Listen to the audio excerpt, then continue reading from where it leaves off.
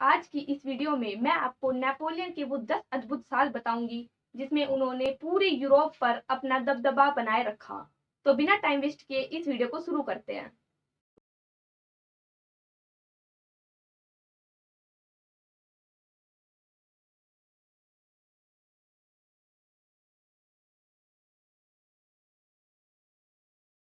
जब तक Napoleon Bonaparte सत्ता में रहे, तब तक पूरा यूरोप युद्ध में घुला रहा।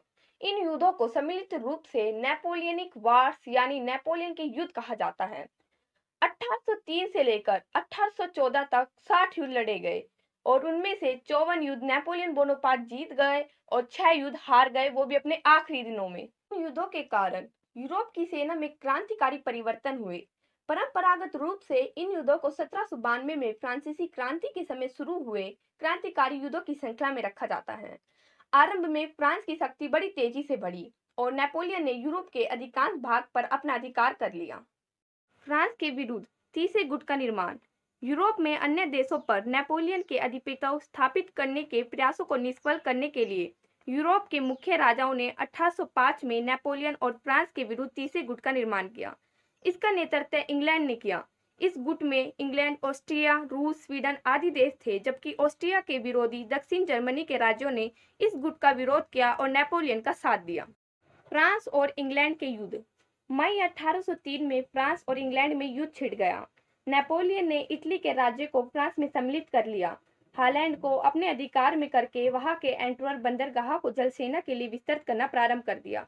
उसके ये कार्य इंग्लैंड के हितों के विरुद्ध थे, इसलिए 18 मई 1803 को इंग्लैंड ने फ्रांस के विरुद्ध युद्ध घोषित कर दिया। ट्रफलगार का युद्ध। 21 अक्टूबर 1805 को फ्रांस और स्पेन की संयुक्त जलसेना और नेल्सन की नेतृत्व वाली अंग्रेज सेना के मध्य ट्रफलगार के समीप समुद्र में भयंकर युद्ध में नेल्सन वीरगति को प्राप्त हुआ, पर नेल्सन ने इंग्लैंड की जीत को सुनिश्चित कर दिया और फ्रांस की इस पराजय से नेपोलियन द्वारा समुद्र की ओर से इंग्लैंड पर आक्रमण करने का भय समाप्त हो गया। फ्रांस और ऑस्ट्रिया का युद्ध। नेपोलियन ने मेघ के सेनापति में ऑस्ट्रिया की सेना पर आक्रमण कर उसे 20 अक्टूबर 1805 के उल्म के युद्ध में पराजित कर दिया।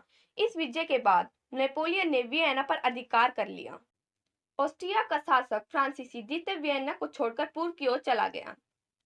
नेपोलियन ने रूस और ऑस्ट्रिया की संयुक्त सेनाओं को अक्टूबर 1805 को ऑस्ट्रेलिज वाले युद्ध में पराजित कर दिया। यह विजय नेपोलियन की सभी महत्वपूर्ण विजय में से थी। रूस ने इस पराजय के बाद अपनी सेनाएं पीछे हटा ली और ऑस्ट्रिया ने नेपोलियन के साथ 26 दिसंबर 1805 को संधि कर ली। फ्रांस और रूस का युद्ध। नेपोलियन के विरुद्ध जो तीसरे गुट का निर्माण हुआ था, उसमें अब इंग्लैंड और रूस ही शेष बचे थे। नेपोलियन रूस की ओर आगे बढ़ा और 8 जनवरी 1807 को आइली नामक स्थान पर दोनों सेनाओं में भीषण युद्ध हुआ। 14 जून 1807 को फिनलैंड के युद्ध में नेपोलियन ने रूस को पराजित कर दिया। इस पराजय के बाद रूस के सम्राट जार अलेक्जेंडर ने जीमेन नदी पर एक शाही नाव में नेपोलियन से भेंट की। इस अवसर पर नेपोलियन ने अपने आकर्षक, प्रभावशाली व्यक्तित्व और मधुर शिष्टाचार से जार को प्रसन्न कर लिया। अतः में तिलसित नगर में फ्रांस, रूस और प्रूसिया के प्रतिनिधियों में तिलसित की संधि हो गई। तिलसित की संधि 8 जुलाई 1807 को ही। इस संधि में सार्वजनिक शर्तें थी। फर्स्ट, रूस और फ्रांस में परस्पर प्रभाव क्षेत्र निश्चित हो गया। अपने प्रभाव के विस्तार के लिए रूस को पूर्वी क्षेत्र और फ्रांस को पश्चिम क्षेत्र प्राप्त हुआ। रूस को फिनलैंड तथा तुर्की की ओर अपने राज्य के विस्तार के लिए छूट दी गई। सेकंड, फ्रांस रूस से क्षतिपूर्ति के लिए कोई धनराशि या प्रदेश नहीं लेगा। थर्ड, प्रासा में एल्बा नदी के पश्चिम क्षेत्र को अन्य जर्मन प्रदेशों से मिलाकर वेस्टफेलिया नामक नवीन राज्य निर्मित किया गया और नेपोलियन ने इस राज्य का शासक अपने भाई जोरम बोनापार्ट को नियुक्त किया।